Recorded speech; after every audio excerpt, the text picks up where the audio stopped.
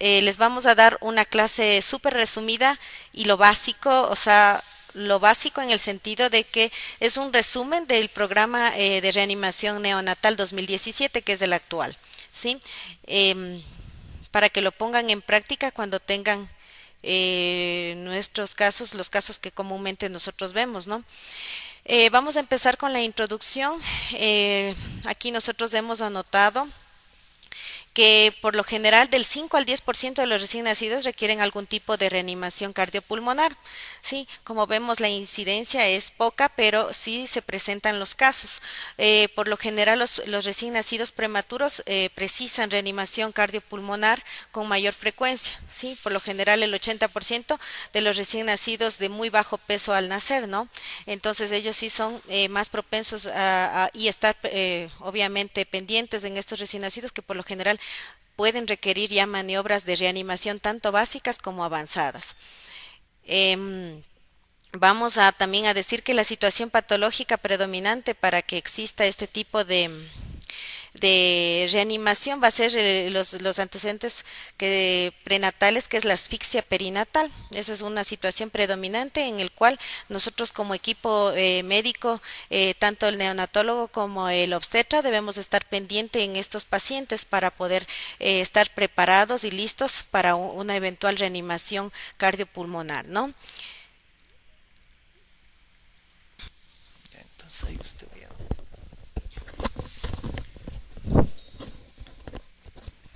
Ahí sí, vamos a ir, vamos a retomar en donde nos quedamos, ¿sí?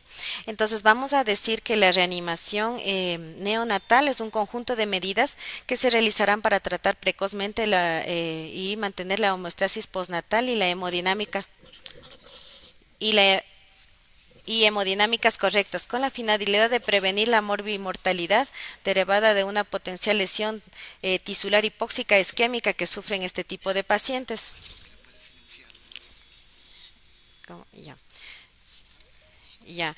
Este, es básicamente el concepto, lo que tenemos que tener pendiente. ¿Cuáles son los objetivos de la reanimación neonatal? Como bien sabemos, el neonato es diferente del adulto, ¿sí? Entonces tenemos que tener mucho eso en cuenta, ya que principalmente el neonato, en cuanto a la reanimación, tenemos que ver lo que es la ventilación neonatal, más que en el adulto, que es la reanimación también cardiopulmonar, la circulación. En este caso, debido a la fisiopatología y la fisiología de la circulación prenatal y la transición luego a la vida extrauterina es diferente, entonces el recién nacido una, el principal problema que sufren estos recién nacidos es una insuficiencia respiratoria, por lo que el objetivo básico de la reanimación neonatal es la ventilación, ¿sí? Entonces, obviamente tenemos que tener estos objetivos presentes, que es iniciar la vía aérea permeable. Sí, establecer una vía aérea permeable que posteriormente ya vamos a ver cómo mantener la circulación sanguínea adecuada, que eso sería en un segundo plano y prevenir también, obviamente, con esto prevenimos el daño tisular a los tejidos, ¿sí? Vamos a continuar. Ya. ¿Cuáles son las necesidades? ¿Sí? Por lo general, la mayoría de los recién nacidos, no todos van a requerir una reanimación avanzada. Por lo general, la mayoría de los recién nacidos van a llevar solo el primer paso de lo que es el flujograma que a continuación les voy a explicar. Por lo general, es necesario para todos los recién nacidos evaluar el riesgo del bebé de requerir reanimación, proporcionar calor. Esos son los pasos iniciales, ¿sí? Siempre debemos proporcionar calor a todos los recién nacidos, poner en posición, despejar las vías aéreas si es necesario, secar, estimular para que respiren. Eso en todos los recién nacidos, ¿no?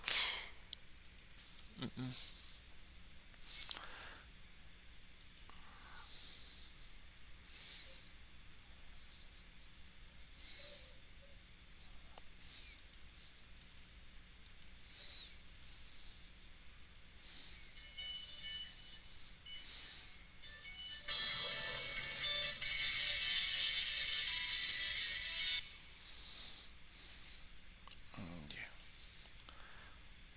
listo. Entonces hay que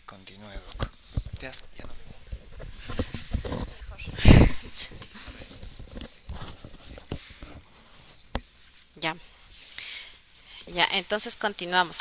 Entonces, esta pirámide, como les dije, invertida, muestra que la mayoría de los recién nacidos debemos hacer la primera evaluación, ¿no? Luego, con menor frecuencia, es menos frecuente que los recién nacidos tengamos que administrar oxígeno complementario según si se necesita y asistir con ventilación con presión positiva y luego intubar la tráquea, es menos frecuente y muy raro será que los niños o los recién nacidos tengamos que administrar medicamentos. Sí, entonces vamos a ver en esta diapositiva es muy importante porque tenemos los factores de riesgo que nosotros tenemos que estar pendientes ante ante un nacimiento, ¿sí? Entonces, los factores de riesgo perinatal son súper importantes y por eso nosotros como neonatólogos y pediatras tenemos mucha comunicación con el ginecólogo o el obstetra, ¿sí? Para que nos mencione sobre los factores de riesgo. Esto es súper importante, debemos tenerlo presente. Todos estos factores de riesgo no los voy a mencionar porque están claramente evidenciados en la diapositiva. Tenemos los riesgos previos al parto, los factores de riesgo prenatales y los factores de riesgo durante el parto. Todos estos se han asociado a mayor incidencia y que nosotros podamos decidir una reanimación en un recién nacido. Esto es importante porque según esto nosotros de los equipos, los insumos y las delegaciones de las funciones, aquí también pueden intervenir lo que son el personal de enfermería y las personas capacitadas para la reanimación del neonato, ¿sí? El líder, el que maneja la reanimación es el que delega todas las funciones a todo el equipo para que funcione de una manera organizada, ¿sí? Para actuar de manera inmediata, ¿sí? Estos son los recursos que debemos estar pendientes ante estos factores de riesgo. Aquí tenemos que estar súper pendientes en lo que es preparar el equipo, la anticipación que se llama. Sí, como pueden ver en las diapositivas, aquí tenemos todos los materiales e insumos que debemos estar preparados para recibir a este neonato. Obviamente se dice que así no tenga factores de riesgo, siempre debemos estar preparados con todos estos insumos y materiales para eventuales complicaciones que se pueden desarrollar después del parto, ¿sí?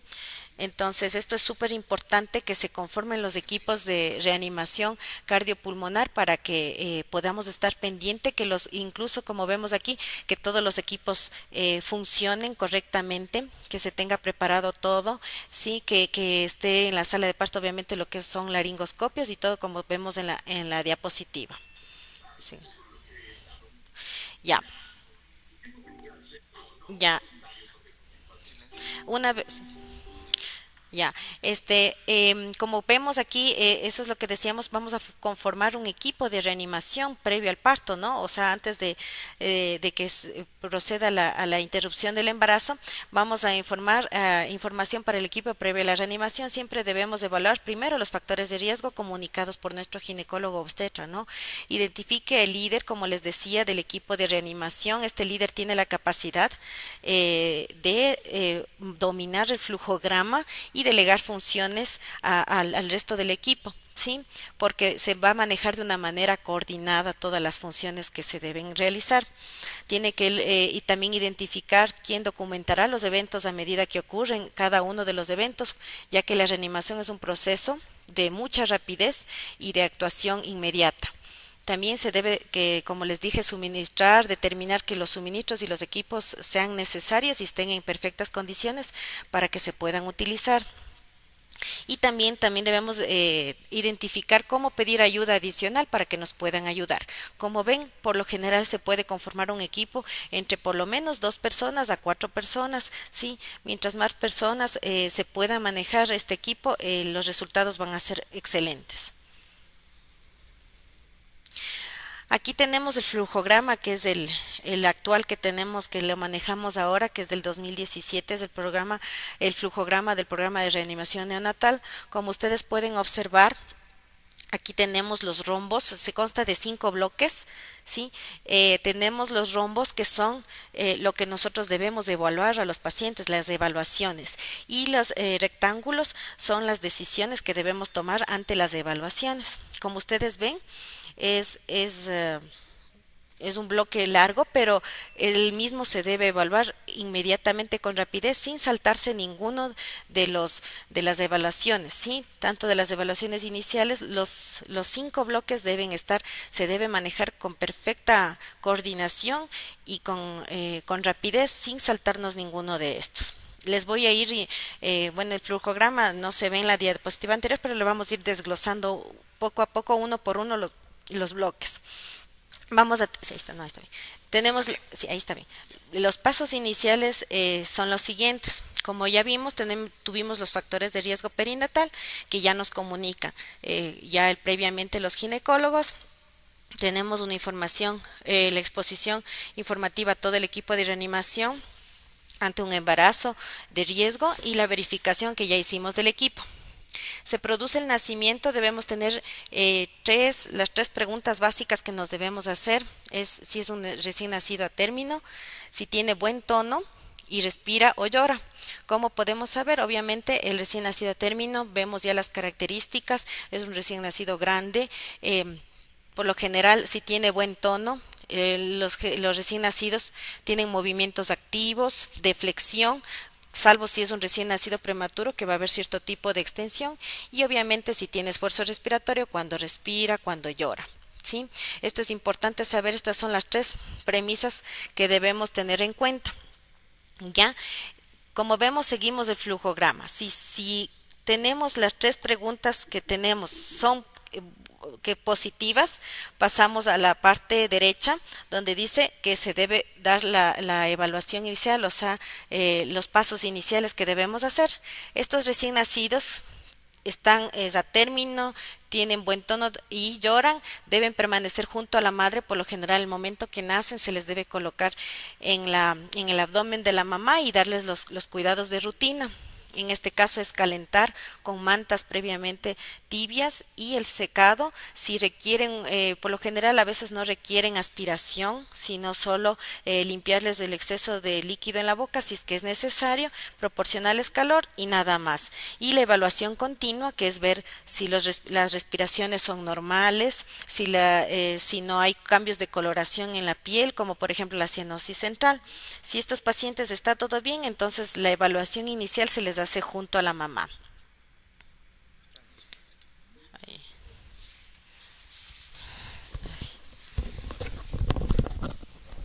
Ya, ahí volvimos.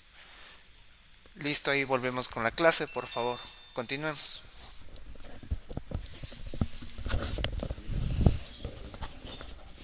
Ya, no.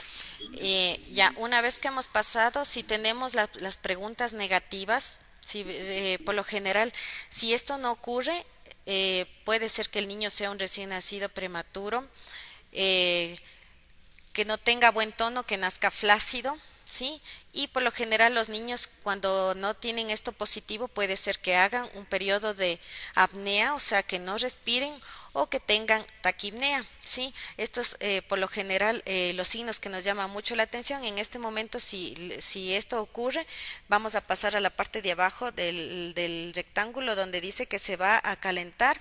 Obviamente el paciente con las mantas cubrimos, calentamos, posicionamos la vía aérea, despejamos secreciones y vamos a secar y estimular.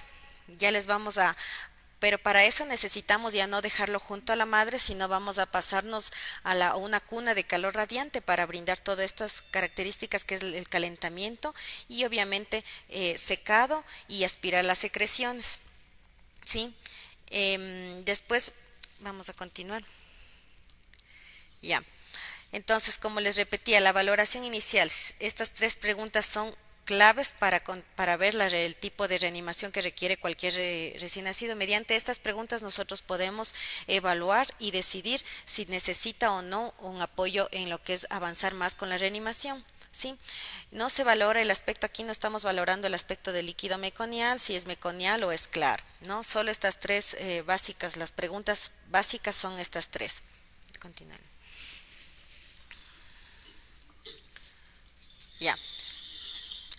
Como les decía, si la valoración es satisfactoria, los cuidados de rutina, que es junto a la madre, durante la atención de rutina le calentamos, le mantenemos la temperatura normal, Como vemos, le ponemos frazadas calientes, posicionamos bien la vía aérea si es necesaria para que no exista ningún tipo de secreción, despejamos secreciones, pero no se le succiona con perillas, salvo si es el caso que haya mucha secreción, se le succiona con una perilla de goma, lo primero la boca y luego la nariz. Sí, y se evalúa continuamente a ver si las respiraciones, el tipo de respiraciones y el tono muscular, sí, pero eso se lo realiza junto a la madre. Por lo general es un recién nacido vigoroso que llora, entonces se le pone junto a la madre y se le va evaluando. Ya. Entonces, como vemos aquí, esta es otra diapositiva en el cual el recién nacido puede que tenga, como les dije, periodos de apnea, que no tiene esfuerzo respiratorio, que nazca flácido o que no llore inmediatamente, tenga respiración dificultosa, porque eso también tenemos que tener en cuenta cuando un recién nacido, a pesar de que tenga esfuerzo respiratorio, pero tiene respiraciones dificultosas o con irregularidad. Esto también denota que existe que hubo un proceso hipóxico prenatal y también tenemos que asistirlo, ¿no? Entonces no es normal, tenemos que asistirlo. Como vemos, aquí en la diapositiva tenemos que colocarle en una cuna de calor radiante, vamos a secarlos y vamos primero a posicionar la cabeza. Sí, la cabeza es súper importante, debemos que mantenerla en una posición neutra, que es una ligera semi-extensión, no muy flexionada ni muy hiperextendida, sí, por eso es una posición neutra que nosotros llamamos de olfateo, sí, en el cual se despeja las vías aéreas, sí. Si nosotros vemos que existe mucha secreción o dificultad del recién nacido para eliminar secreciones, se puede aspirar con la perilla, una aspiración rápida y no muy profunda de la boca primero y luego la de las fosas nasales, ¿sí? También se puede utilizar catéteres de succión, como vemos en la primera diapositiva, podemos usar de 12 French, 10 French, rápidamente se debe aspirar. Si con esto no mejora, tenemos que estimularle mediante el secado. El secado es súper importante en la parte del dorso de la espalda, el tórax y las piernas, ¿sí? Como vemos, también podemos dar palmaditas muy suaves en los taloncitos, en la planta de los pies, obviamente sin sacudirle para no provocar lesiones, ¿sí? Esto es muy importante, que el secado sea no tan enérgico para que evitar el tipo de lesiones, ¿sí? Siempre es importante que el momento que ya nosotros terminemos de secar, cambiar los paños para que no se enfríe, sí, para que no pierda el recién nacido calor mediante la evaporación. Esos son los pasos.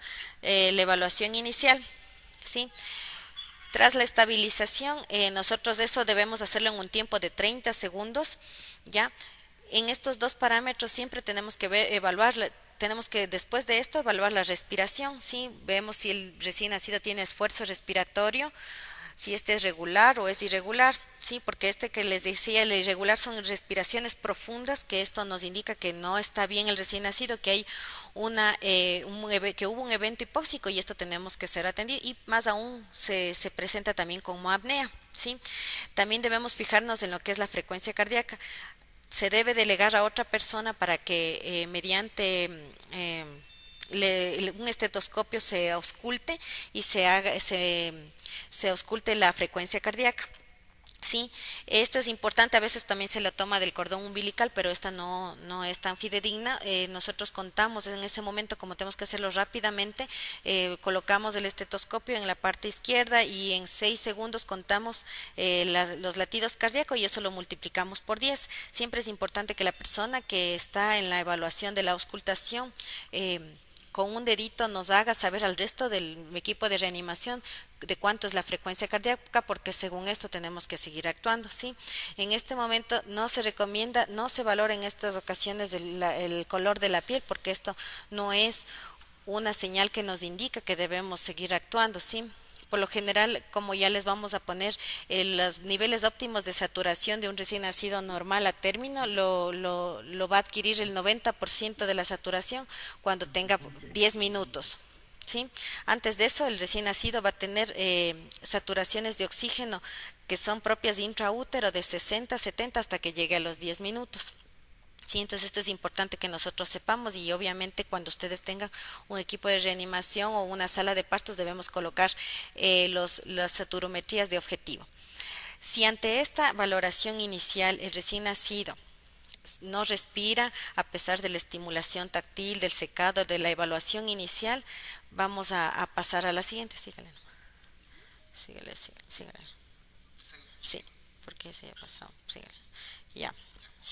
Ya, en este momento nosotros ya evaluamos, después de la evaluación inicial, vemos si la frecuencia es mayor de 100 y la respiración es normal, obviamente se le da a la madre, pero y si hay, también puede existir otro caso que si la frecuencia es mayor de 100 y hay dificultad al respirar, que nosotros vemos el boqueo, las respiraciones profundas, hay una irregularidad en la respiración, pero el recién nacido respira pero con dificultad y obviamente se le coloca una saturometría. En este momento ya debemos colocar en la muñeca derecha, que es la saturación más confiable porque es la preductal, se debe colocar o un equipo de una monitorización, si es que se puede tener en la sala de partos, que es más real, para ver la frecuencia cardíaca. Si es que en este momento presenta dificultad, se logra, pero con recién nacido con esfuerzo respiratorio, se debe colocar en CPAP o si no con oxígeno, con apoyo de oxígeno a flujo libre, ¿sí? Y se va adaptando obviamente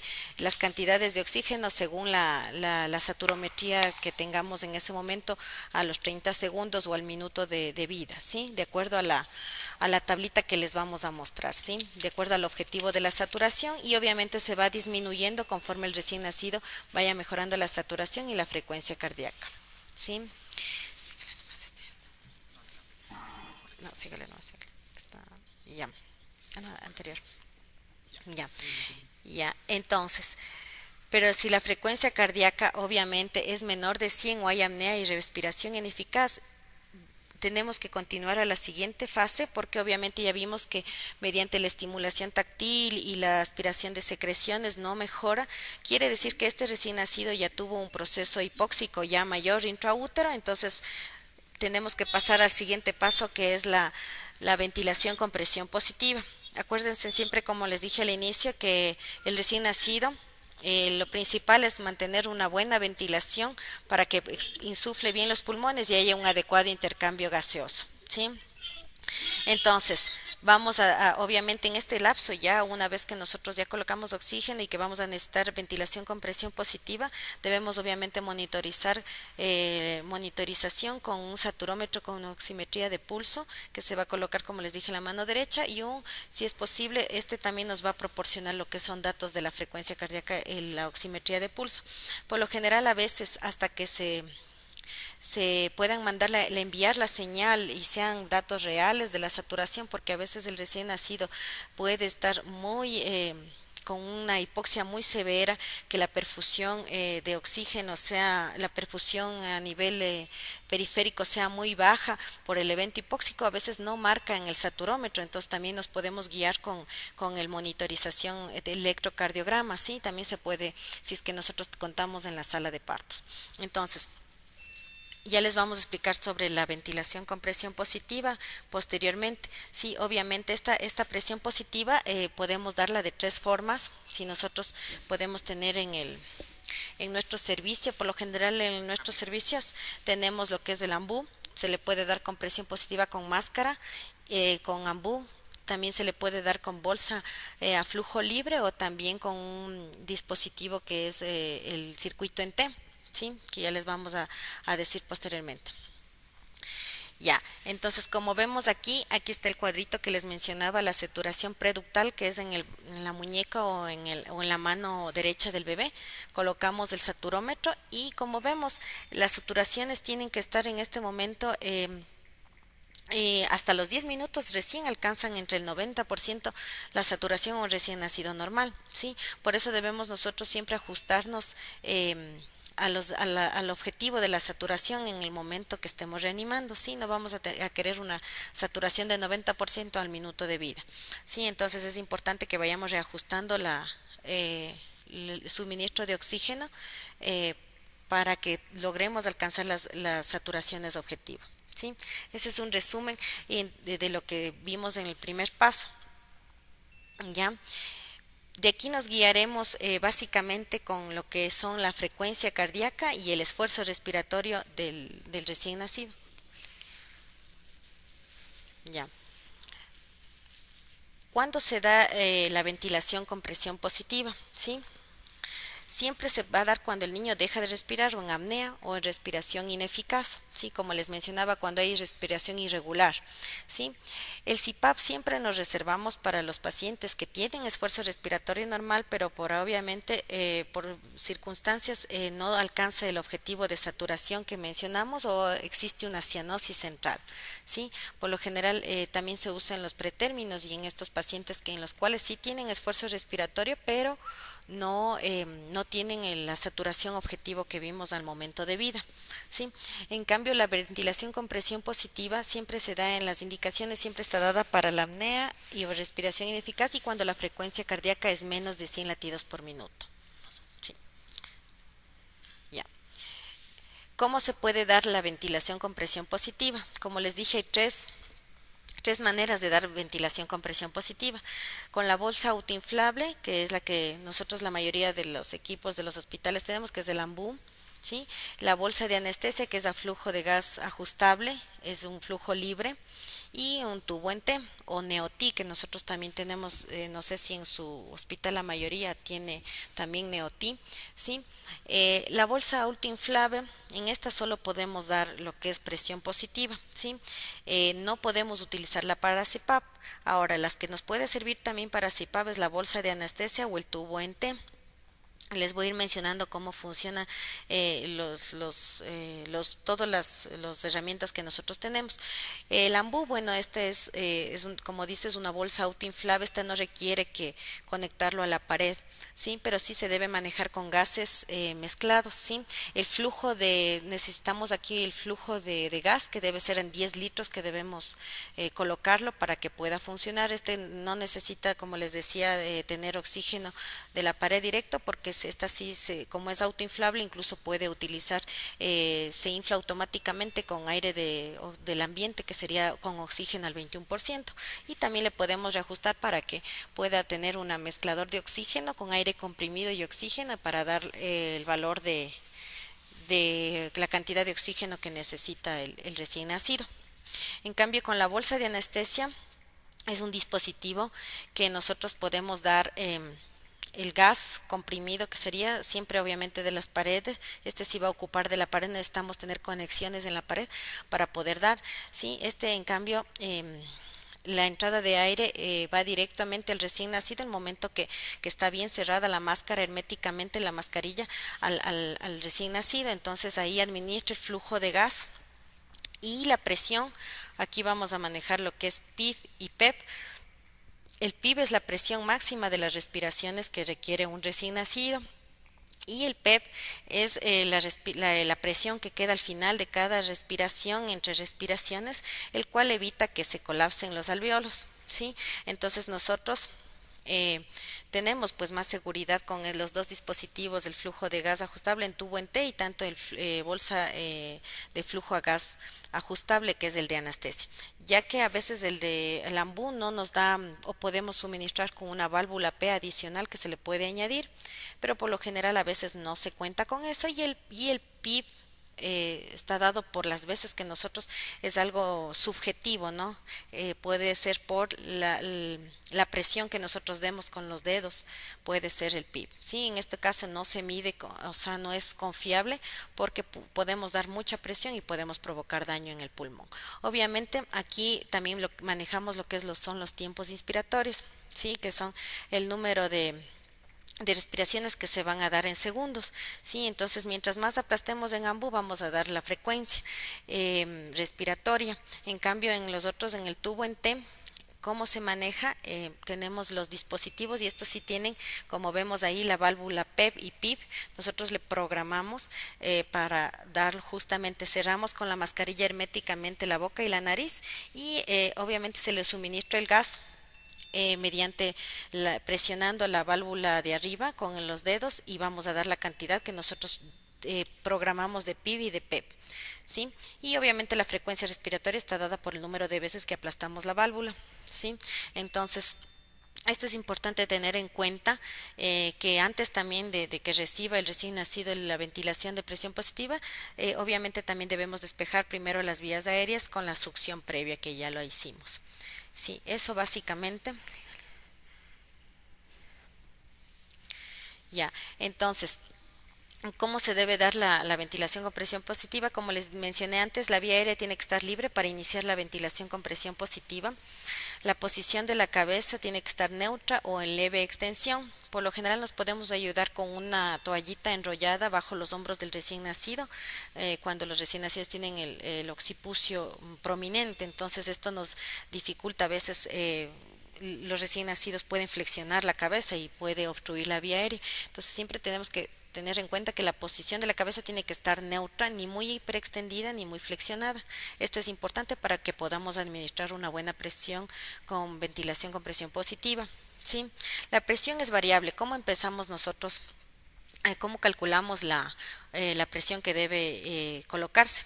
Por lo general, como decimos, las primeras respiraciones tienen que ser las respiraciones tienen que ser mayores al inicio del nacimiento para que pueda expandir el pulmón, ¿sí? Entonces, por lo general los recién nacidos pueden requerir entre 30 a 40 centímetros los atérminos en las primeras insuflaciones.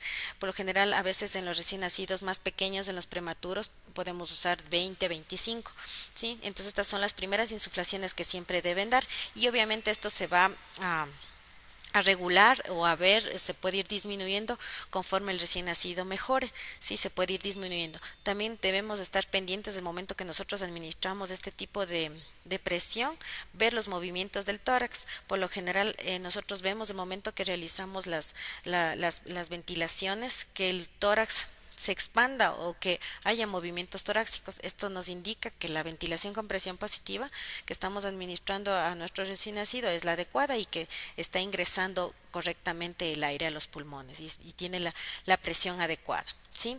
Por lo general, el PEP que en ocasiones que nosotros utilizamos el PEP de inicio, que es la presión al final de la expiración, que eso también nosotros lo ubicamos en el tubo en T, o sea, en el neotí o también las bolsas de anestesia a flujo libre, podemos calcular de inicio a 5 milímetros de mercurio.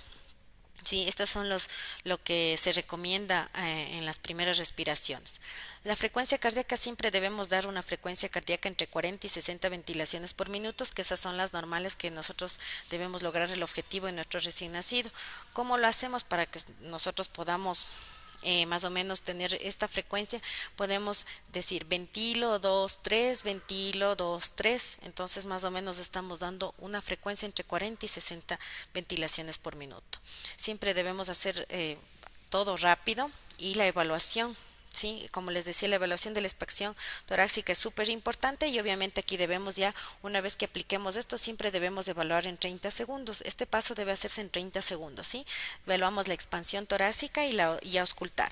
Si la frecuencia cardíaca ya es mayor de 100 por minuto, debemos ya empezar a disminuir la cantidad de oxígeno, las presiones del PIB, el PIB en especial, y después, viendo cómo ya la mejora la frecuencia cardíaca, ir ajustando el oxígeno de acuerdo a las saturaciones de objetivo. ¿Sí? Ya. Como vemos aquí, tenemos las imágenes. Obviamente, una vez que nosotros administremos la ventilación con presión positiva, como vemos el personal, el equipo de reanimación, los otros obviamente debemos, el siguiente mide la frecuencia cardíaca, evalúa las expansiones torácicas y el otro también evalúa cómo se está realizando el procedimiento, ¿sí? Siempre tenemos que, el líder tiene que dirigir y obviamente el que está al lado y que el que escucha la frecuencia siempre debe hablar en voz alta y decir, hay expansión pulmonar, se está expandiendo el tórax, no se está expandiendo el tórax, la frecuencia es de tanto, siempre hablar con mucha claridad y rigidez para que las evaluaciones sean rápidas, la actuación sea rápida. Como vemos ahí también en la otra diapositiva, vemos la posición neutra, ¿sí? Es una ligera extensión de la cabeza en posición de olfateo, ¿sí? Ya, ¿cómo se debe colocar la máscara? Esto es importante porque así nosotros administremos con la cantidad adecuada de presión tanto PIV y PEV, si nosotros no colocamos la máscara bien a nuestro recién nacido, primero que podemos provocar lesiones o traumatismos tanto en los globos oculares o en la nariz de nuestro bebé. Y aparte de eso, no se va a administrar la cantidad suficiente de presión, por lo cual no va a expandir el tórax y no va a haber una ventilación eficaz, ¿sí? Entonces, como vemos, existen dos tipos de mascarillas, las cuales deben estar presentes en la sala de partos. Por cualquier eventualidad, todo tipo de mascarillas, sea las anatómicas o las redondas, de todos los tamaños, porque pueden ser para recién nacidos prematuros y también para recién nacidos a término. Las anatómicas son las que están con el vértice como triángulo en la parte de arriba, y las redondas obviamente sí. ¿Cómo es la colocación correcta? Al lado izquierdo vemos la colocación correcta. Siempre debe la mascarilla primero, nosotros debemos colocar primero en el borde del mentón y de ahí colocar la mascarilla que cierre herméticamente boca y nariz, ¿sí? Eso con la anatómica, y abajo tenemos con la redonda, ¿sí? Siempre debemos verificar que se cierre herméticamente boca y nariz. Los gráficos las imágenes del lado derecho son colocaciones inadecuadas de la mascarilla, ¿sí? Nosotros podemos observar que no debe cubrir los globos oculares, no deben ser muy grandes ni tampoco tan pequeños que no cubran la boca y la nariz, ¿sí? Esto es súper importante.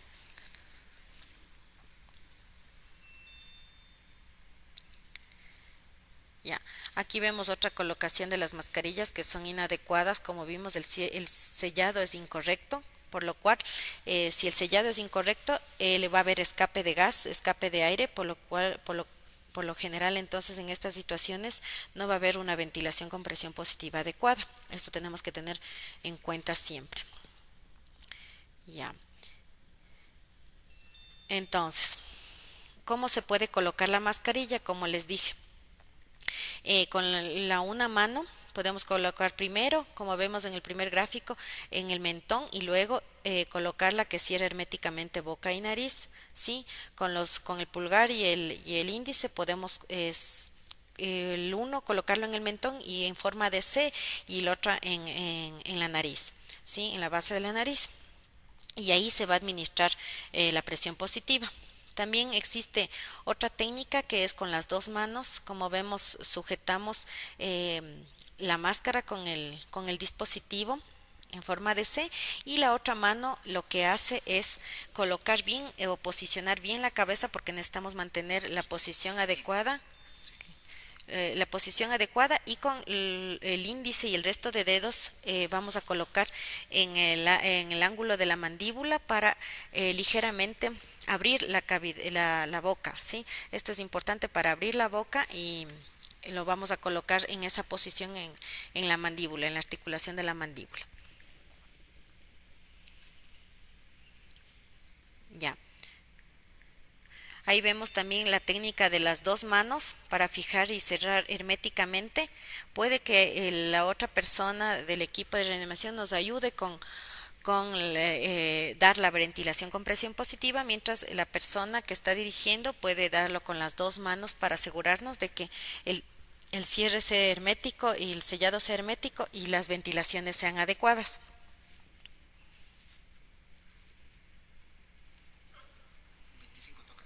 Sí, ya.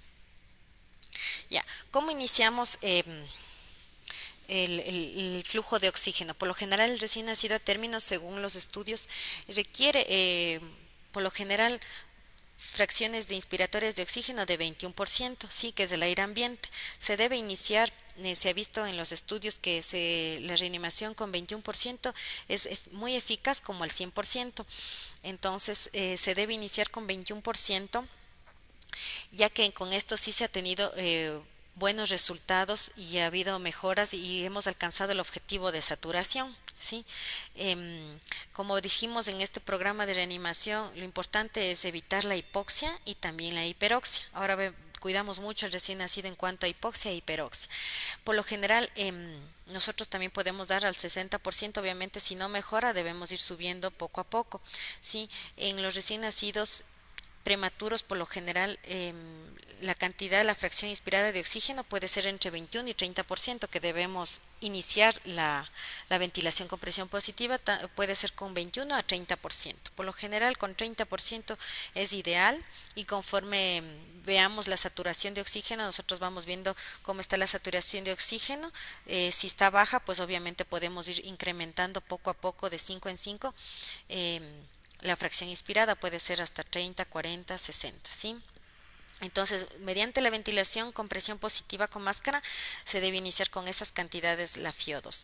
Y la frecuencia es la misma, como les dije, y si es que ya vamos a ver después, como les dije, el ritmo que nosotros utilizamos para coordinación siempre es para dar una frecuencia de 40-60, es ventila 2-3, ventila 2-3, vamos haciendo para que con esa técnica nosotros aseguremos una frecuencia respiratoria de 40-60 respiraciones por minuto.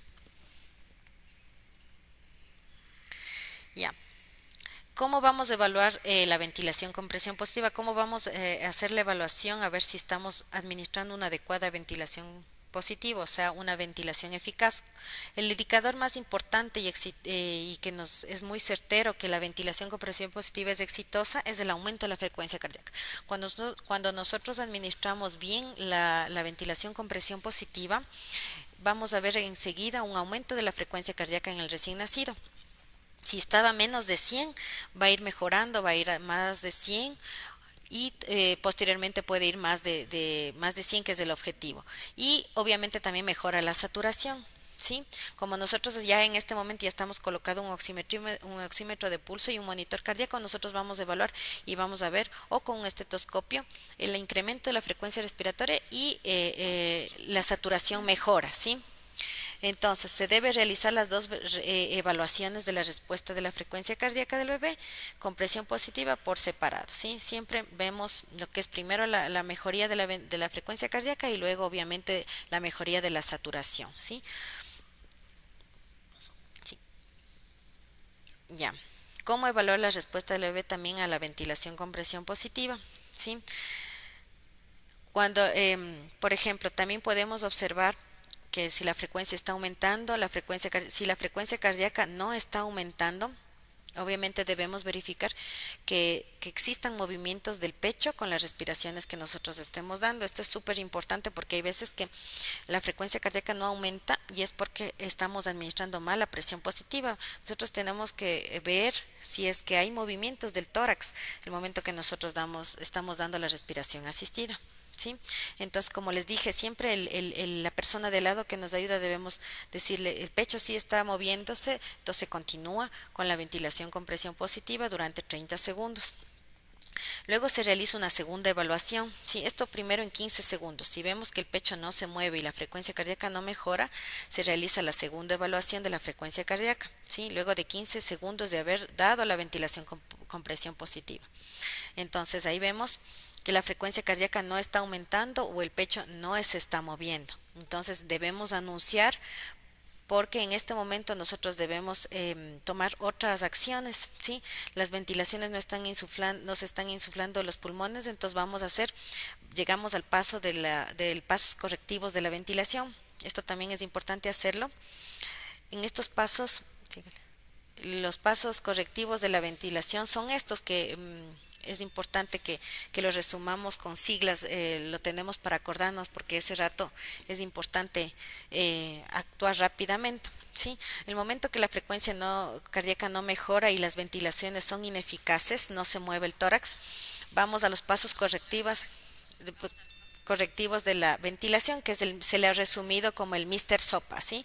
En el cual la M significa que vamos a ajustar la máscara o si no, vamos a reubicar la máscara, por lo general la mascarilla, porque puede ser que se nos esté escapando el aire, no esté bien colocada, entonces vamos a utilizar ahí la técnica de las dos manos, que es la más segura, ¿sí? También vamos a reubicar la vía aérea, porque por lo general a veces el paciente o a veces nosotros con las manos le podemos desubicar a la posición normal, puede estar o extendida o muy flexionada el cuello, entonces vamos de nuevo a colocar en una posición neutral y ligeramente extendida, ¿sí?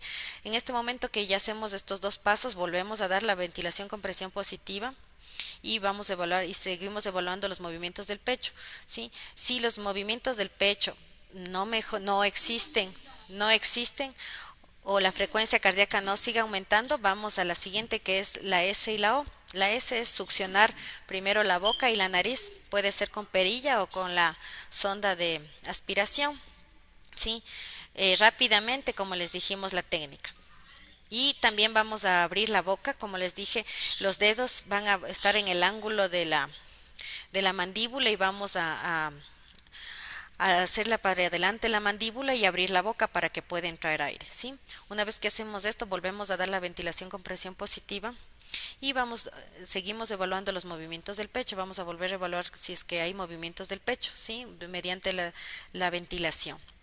Si es que no existe mejoría de la frecuencia cardíaca y los movimientos del pecho están ausentes, vamos con la P, que es la presión. Vamos a aumentar la presión a la que estamos la que estábamos inicialmente. Vamos a aumentar el PIP, ¿sí? La presión de inspiración. Si antes estaba en 30, vamos a subirla a 5 a 10, pero poco a poco hasta un máximo de 40 centímetros de mercurio. Es importante que vayamos haciéndolo poco a poco, paulatinamente, hasta llegar a la presión máxima si es que lo ameritara, ¿sí? ¿Cómo comprobamos que estamos yendo bien con la presión? Porque obviamente vamos a ver los movimientos del pecho y también la frecuencia cardíaca va a aumentar, ¿sí? Si es que a pesar de eso el recién nacido no ha mejorado la frecuencia cardíaca, sigue menos de 100, y a veces incluso tiene menos de 60 latidos por minuto, la frecuencia cardíaca y las respiraciones no son adecuadas, no hay movimientos del pecho, vamos a pasar a la A, que ya es una vía respiratoria alterna. En esta ocasión nosotros podemos ya colocar un tubo endotraqueal. La persona que es experta en reanimación colocará un tubo endotraqueal de acuerdo al peso a la edad gestacional que tenga el bebé, ¿sí?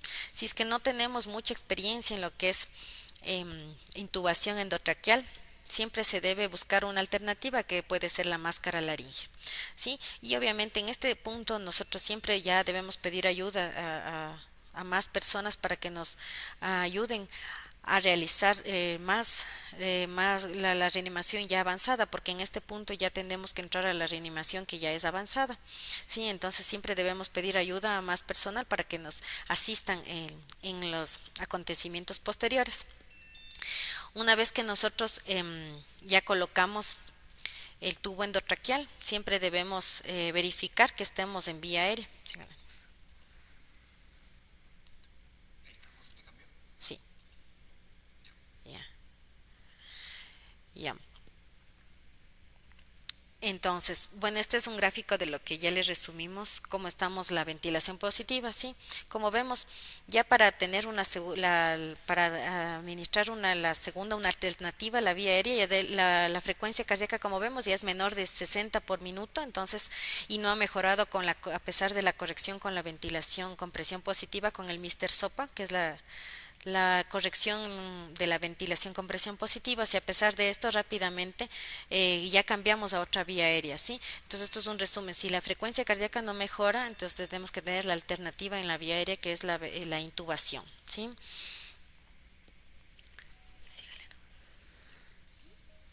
Ya. ¿Cuándo está indicada la intubación endotraqueal? Como vimos, cuando los pasos correctivos de la ventilación con presión positiva han sido ineficaces porque no ha existido un incremento de la frecuencia respiratoria es muy baja, está en bradicardia, entonces tenemos que asistir con intubación endotraqueal. Cuando vamos a requerir ya de aquí en esta etapa el masaje cardíaco, para nosotros ya empezar con las compresiones cardíacas ya debe estar asegurada la vía aérea, no podemos administrar un masaje cardíaco sin intubación. También si se prevé una ventilación prolongada con bolsa y con mascarilla facial, también ya se debe requerir también la intubación. También si se requiere aspiración traqueal, cuando existe gran cantidad de secreción, Según el nuevo consenso ahora, actualmente, en cuando es aspiración de meconio, ahora vemos cuando hay esteñido de meconio y el recién nacido nace no vigoroso, o sea, no llora, está en apnea. eh, no vamos a aspirar directamente la tráquea, antes se aspiraba la tráquea, pero ahora se ha visto que en los nuevos estudios no hay beneficios sobre esto, entonces actualmente el programa de reanimación, según los estudios, se ha visto que es más bien hay un traumatismo en lo que es la aspiración directa a la tráquea, entonces en un recién nacido no vigoroso no se va a intubar y aspirar la tráquea, sino directamente vamos a ir con todos los pasos de la evaluación inicial como un recién nacido normal que nace con líquido meconial.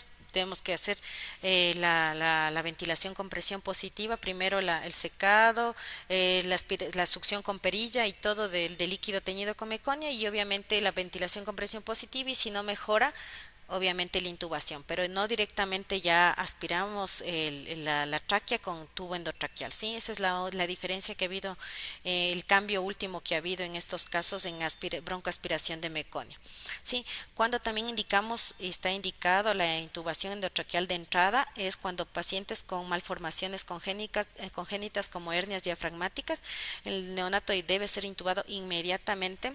¿Sí? Eso no requiere ni CPAP porque obviamente va a haber complicaciones. Entonces, de entrada se intuba al recién nacido cuando hay presencia de hernia diafragmática. Y obviamente en los recién nacidos prematuros extremos también se intuba la tráquea, ¿sí? Con dificultad respiratoria en todos los recién nacidos prematuros en los que se requiera. Ya.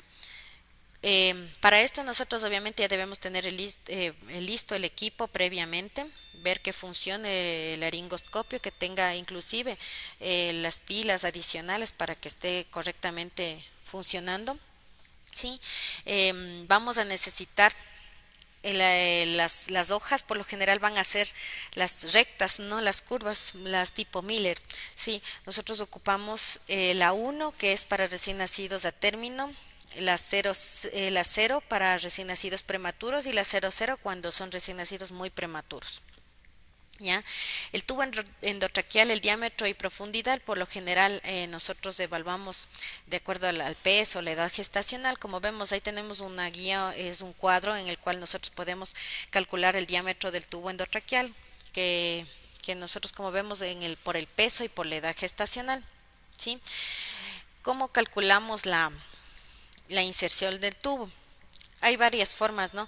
La que tenemos aquí es la que se dice el peso del recién nacido más 6, pero a veces por lo general como estos niños necesitamos una reanimación rápida, no les pesamos. Entonces también tenemos otra técnica que es la medición con una cinta métrica desde el tabique de la nariz hacia el tragus, o sea, hacia la orejita, ¿sí? Y eso vamos a sumar más uno. Y esa es la posición que debe quedar el tubo endotraqueal desde la comisura labial. Por ejemplo, les vamos a hacer esta que decimos aquí. Si el niño, por ejemplo, es de 28 semanas, más o menos está en 1500, le sumamos más 6, sería la posición del tubo, sería 6,5 a 7, como vemos ahí, 7. Entonces vamos haciendo la edad, perdón, el peso más 6. Y la medición del tubo endotraqueal, como les dije, también es otra opción, desde la nariz hacia el tragus de la orejita, entonces más 1. ¿Cómo comprobamos que el recién nacido está intubado, que estamos en vía aérea? Algunos tenemos la detección de CO2, pero por lo general en nuestras unidades donde nosotros trabajamos no tenemos detectores de CO2, que a veces son colimétricos que se observa por el cambio de coloración. ¿Sí? Pero lo más fidedigno para nosotros saber que estamos en vía aérea es la auscultación. Tenemos que ver que la entrada de aire sea buena en ambos campos pulmonares y sea simétricos. Existan movimientos del tórax, no del abdomen, que a la auscultación en el abdomen no haya ruidos, o sea que no haya ventilación, ¿sí? Y ahí estaremos y obviamente el parámetro que nos indica que estamos en vía aérea primerito es la mejoría de los signos vitales como es la frecuencia cardíaca. Si mejora la frecuencia cardíaca obviamente estamos en vía aérea. Inmediatamente después de la intubación y la ventilación con presión positiva mediante el tubo endotraqueal, observamos una mejoría en la frecuencia cardíaca, entonces obviamente estamos en vía aérea. Sí, esta es otra del diámetro del tubo, sí, de acuerdo a la edad y gestacional y el peso. Ya. Como vemos aquí, por lo general se usa el tubo endotraqueal sin Bach. Es importante que sepamos que en neonatología se usa siempre los tubos sin Bach porque pueden provocar lesiones. Hay algunos tubos que obviamente ya vienen con las medidas en centímetros. Algunas personas prefieren utilizarla con estilete como guía para la intubación, pero si no, los que ya tienen mayor experiencia, obviamente la mayoría lo hace sin guía. Y obviamente la posición del tubo es importante. La posición del tubo después debe quedar en la carina, que es antes de la bifurcación de la tráquea, porque si no puede estar la intubación, si muy introducido el tubo en un bronquio principal, y esto también dificulta mucho lo que es la ventilación, ¿sí? El momento que nosotros intubamos debemos administrar igual presión positiva mediante el tubo endotraqueal, ¿sí? Y tenemos que auscultar obviamente para ver si se insuflan ambos campos pulmonares rítmicamente, ¿sí? Porque si no podemos, o también una de las fallas en fallas en el incremento de la frecuencia cardíaca o de la mejoría de la ventilación con tubo endotraqueal es que el tubo esté muy selectivo o que no se esté, o puede haber secreciones por el tubo endotraqueal, por lo que también se puede aspirar las secreciones por el tubo endotraqueal. Cuando las secreciones son muy densas o hay ya meconio, se debe aspirar con tubos, puede ser 5 French, 4 French en tubos endotraqueales, ¿sí? Ya. En cuanto a la técnica de la intubación endotraqueal, bueno, no es una técnica. Primero debemos posicionar bien la cabeza, siempre en una ligera extensión, eh, el cuerpo recto. Esa es una técnica, les voy a resumir porque es obviamente en el taller práctico se va a ver cómo es la técnica de intubación, ¿sí? Siempre el laringoscopio se debe utilizar con la mano izquierda. El laringoscopio está diseñado tanto para personas zurdas como diestras. Siempre se debe coger o cogerlo con el brazo izquierdo, ¿sí? Con la mano izquierda siempre, y obviamente la mano derecha es la que va guiando, ¿sí? Esto es importante que sepamos. Nunca se puede colocar coger el laringoscopio con la mano derecha, porque si no, no se van a observar las estructuras importantes que tenemos que observar, ¿sí? Como vemos, siempre tiene que ser con la mano izquierda.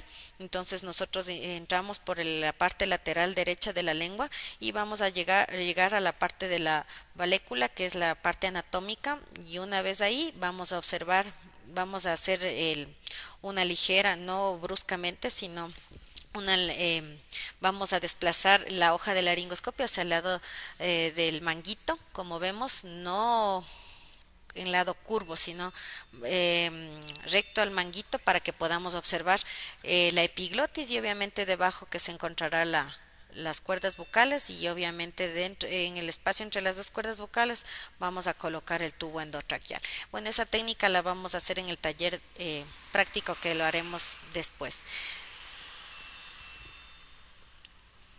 Sí, ahí vemos cómo debe ir cómo debemos visualizar la epiglotis y la glotis con las cuerdas vocales, ¿sí?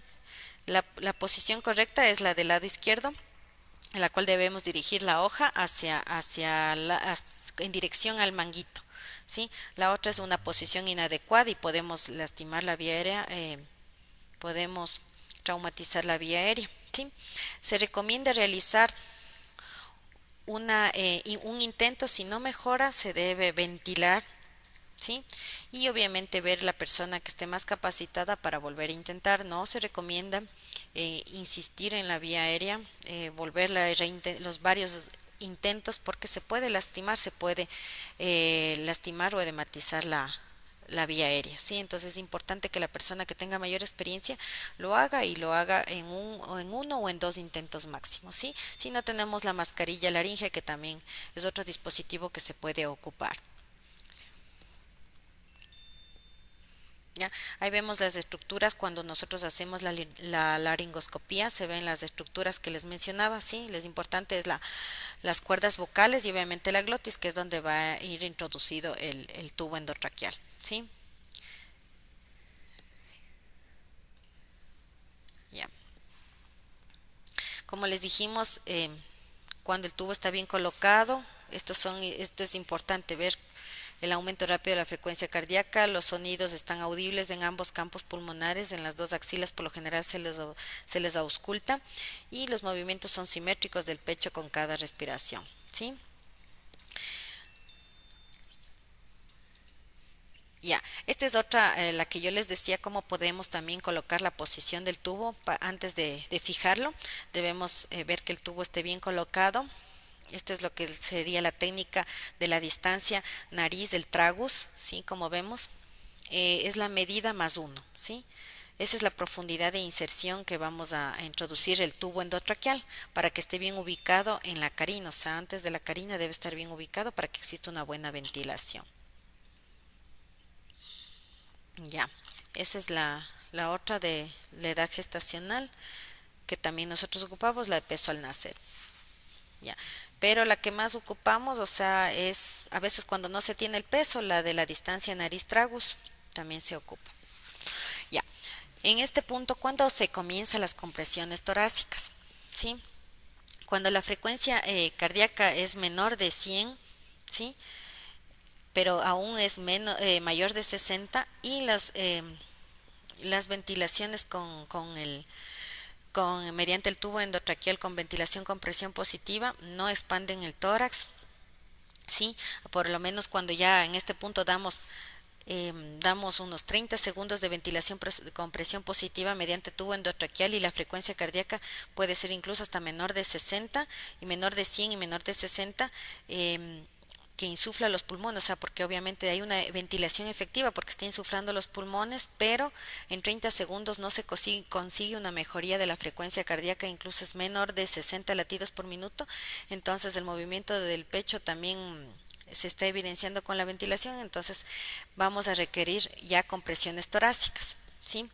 ¿Cuál es el objetivo de las compresiones torácicas?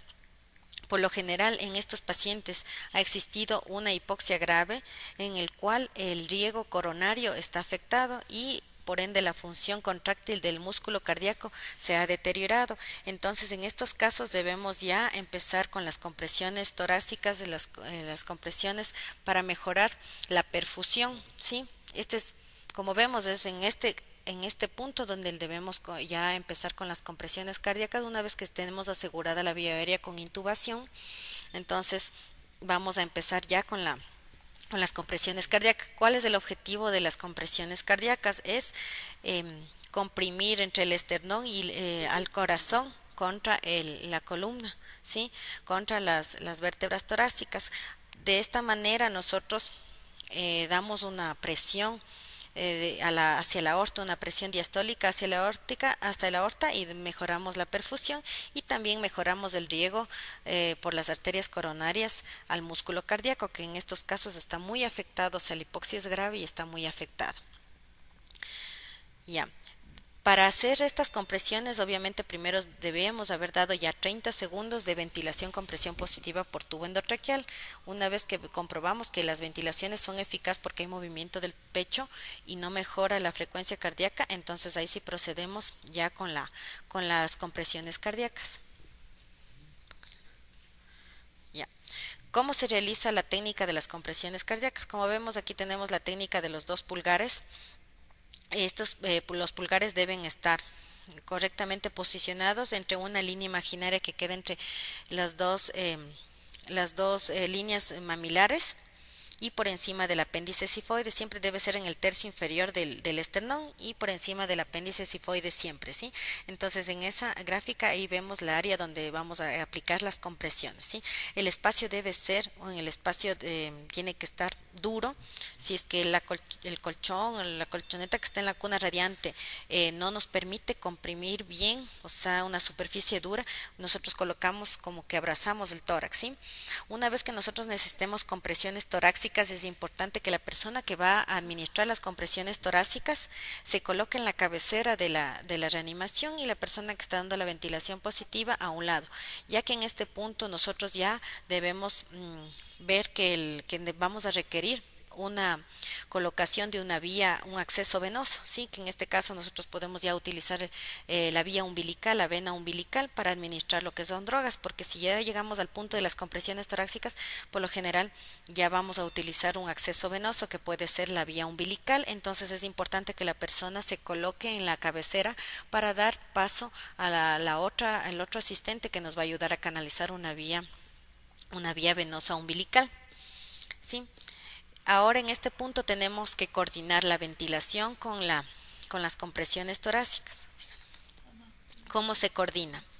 ¿Cómo vemos? ¿Y cuál es la profundidad que nosotros vamos a comprimir el tórax? ¿Sí? Por lo general debemos comprimir un tercio del diámetro anteroposterior del tórax. Esa es la presión que se debe ejercer, ¿sí? No más porque puede lesionar, ni tampoco menos porque puede ser ineficaz. Entonces, como vemos en la gráfica, debemos hacernos más o menos la idea que debe ser un tercio del diámetro anteroposterior del tórax. ¿Ya? Como vemos, tenemos la técnica de los 2 pulgares en la cual podemos poner la pulgar sobre pulgar o pulgares juntos o 2 dedos, ¿sí? Como vemos, podemos utilizar cualquiera de estas técnicas, ¿sí? Entonces, ahí les vuelvo a hacer una reseña de las indicaciones: la ausencia de latido cardíaco, frecuencia cardíaca menor de 60 y ventilación con presión positiva adecuado, ¿sí? Entonces ahí aplicamos masaje cardíaco.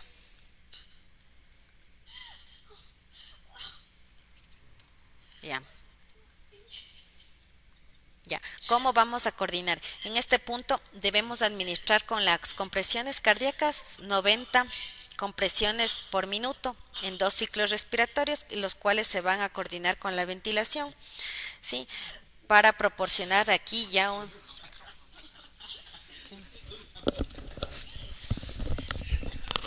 Por favor, los micrófonos, por favor. Buenas noches. Por favor, el micrófono. Muchas gracias. El micrófono, por favor, para que la doc siga, por favor. Ayúdenme con eso. Muchas gracias, les agradezco bastante. Para que la doctora siga con la clase.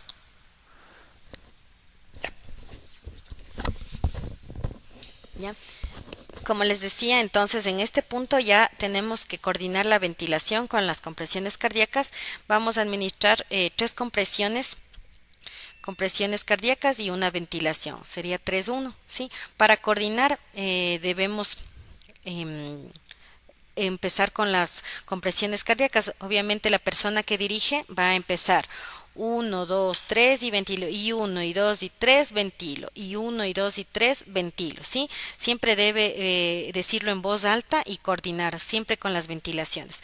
Con estas compresiones nosotros garantizamos 90 compresiones por minuto y más o menos una frecuencia respiratoria de 30 por minuto, ¿sí? Entonces estamos garantizando una adecuada ventilación y perfusión, ¿sí?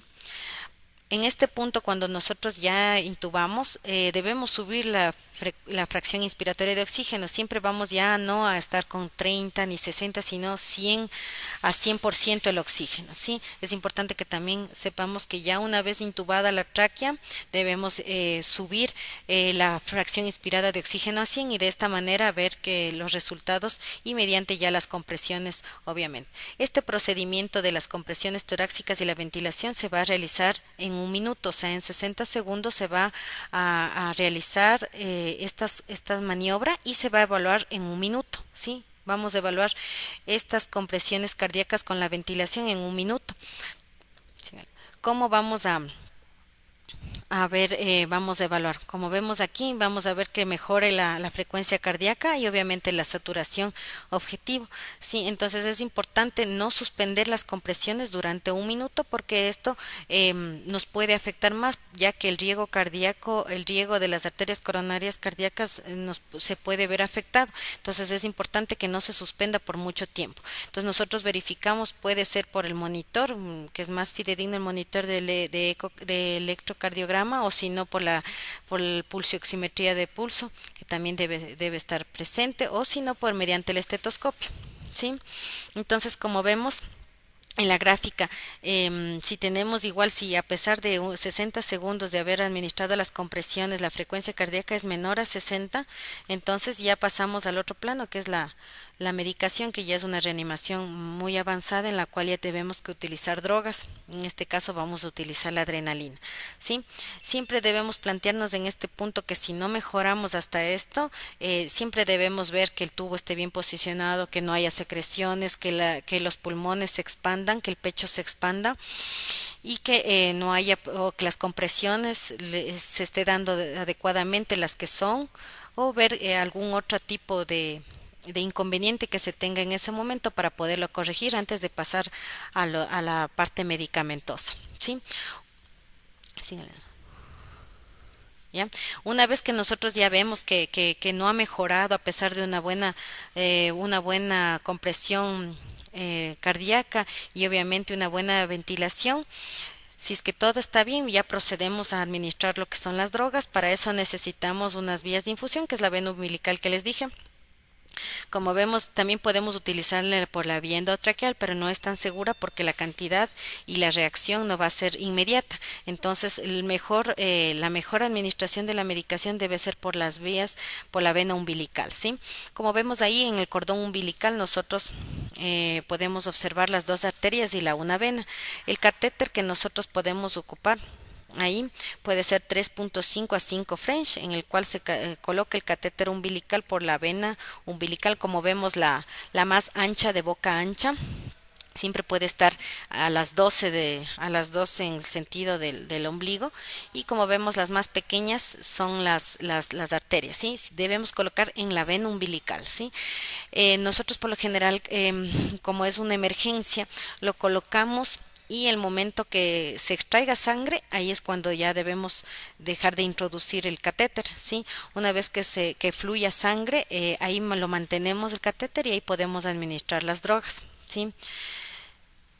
Ya, como dijimos, muy raro es que los pacientes requiramos ya administración de drogas, porque por lo general la mayoría de pacientes ya revierten la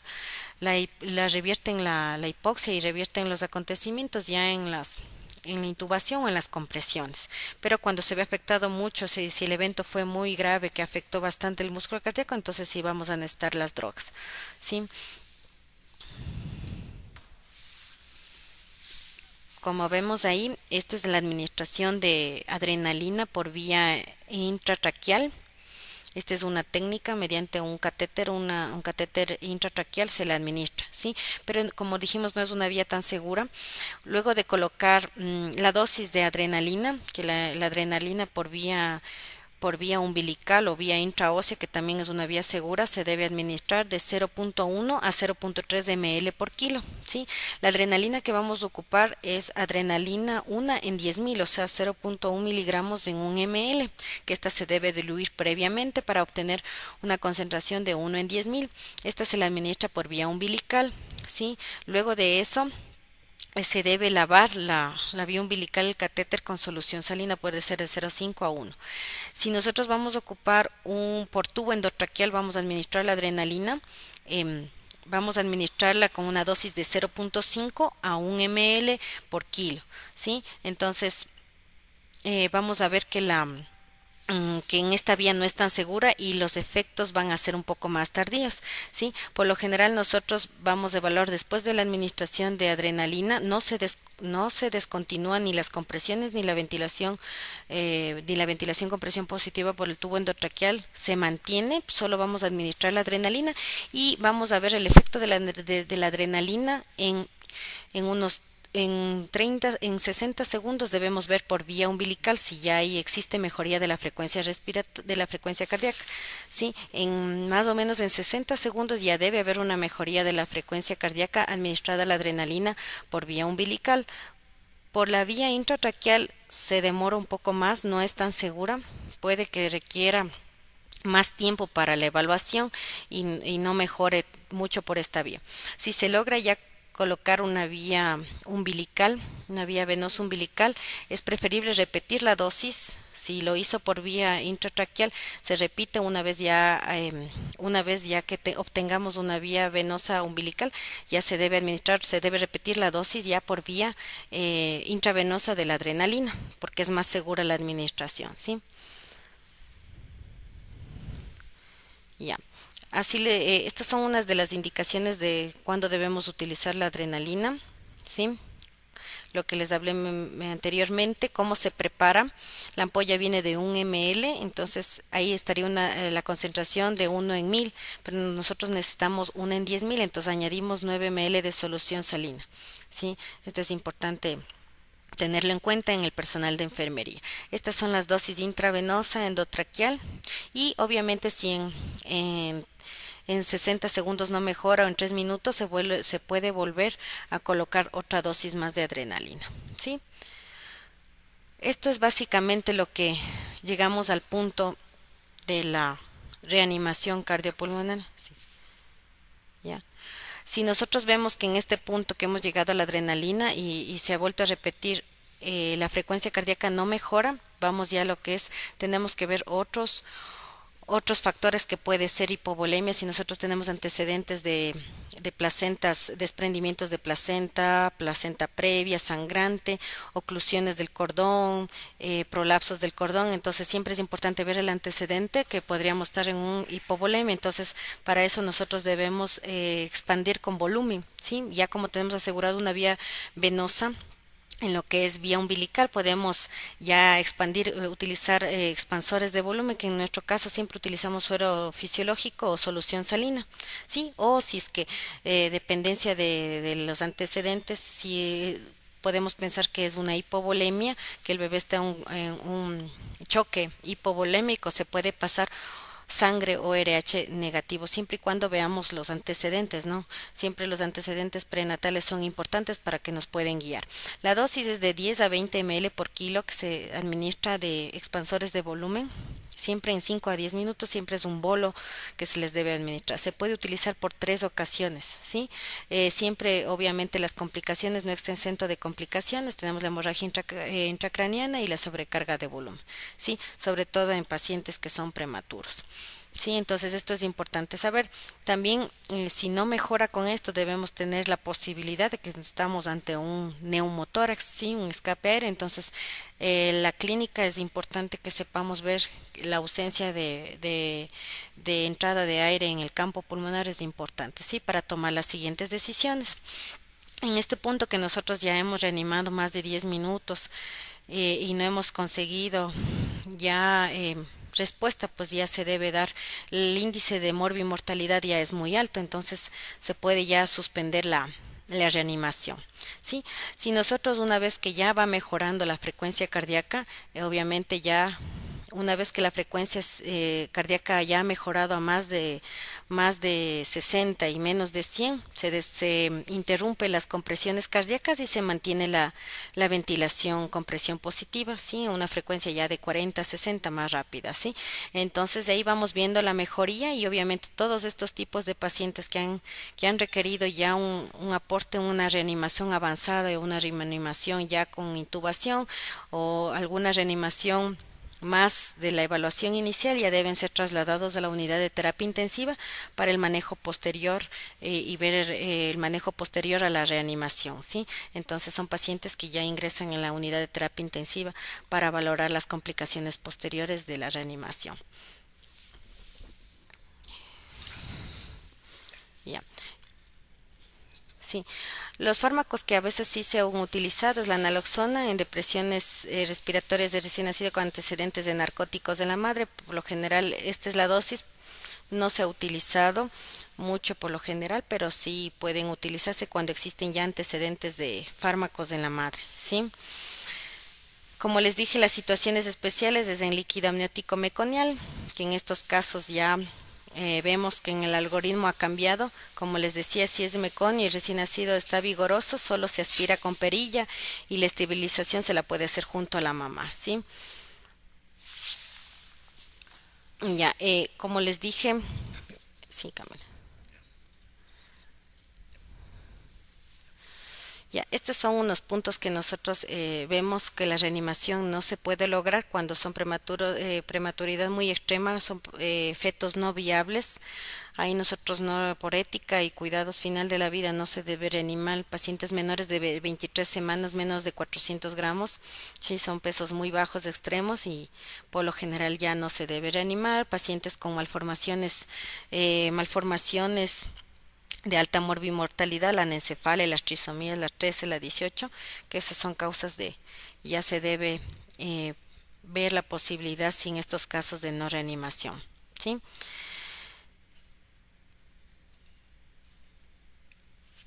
Las consideraciones finales y las posibilidades siempre como debemos tener presente que lo fundamental a tener en cuenta respecto a las decisiones sobre tratamientos para mantener la vida del recién nacido gravemente enfermo debe ser lo que mejor se pueda hacer al recién nacido, sí, siempre aplicar una técnica rápida y eficaz en el momento de reanimar, sí, esto le puede ayudar a sobrevivir, a prolongar su vida de una manera exitosa y sin dejar secuelas posteriores del neurodesarrollo. ¿Ya? Bueno, esto ha sido todo. Espero que hayan comprendido básicamente cómo es la reanimación. ¿Sí? De pronto alguna pregunta. Sí, porque esto es básicamente lo que se hace y lo que está actualmente dirigiéndose en lo que es reanimación. Si tienen alguna pregunta.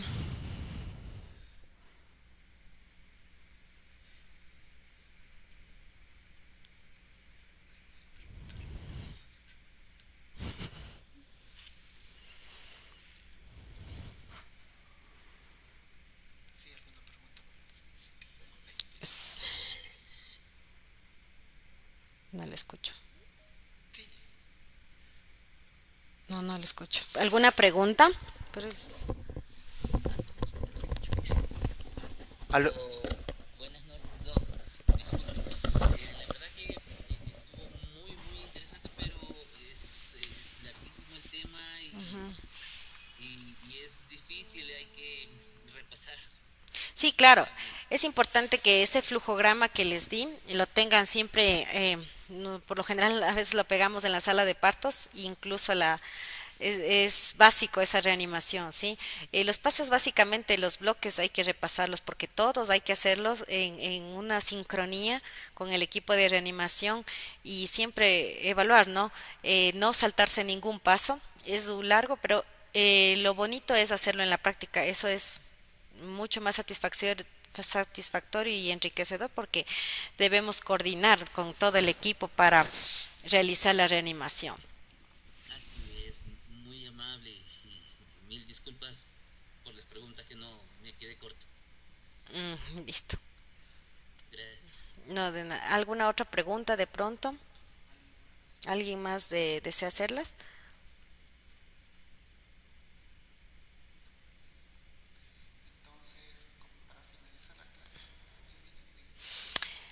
Bueno, por último, al finalizar la clase les voy a dejar subido al link un video en el cual vamos a repasar todo lo que se ha hablado acerca de la reanimación del programa del NPR. Se lo va a subir a la plataforma para que tengan acceso y lo puedan revisar.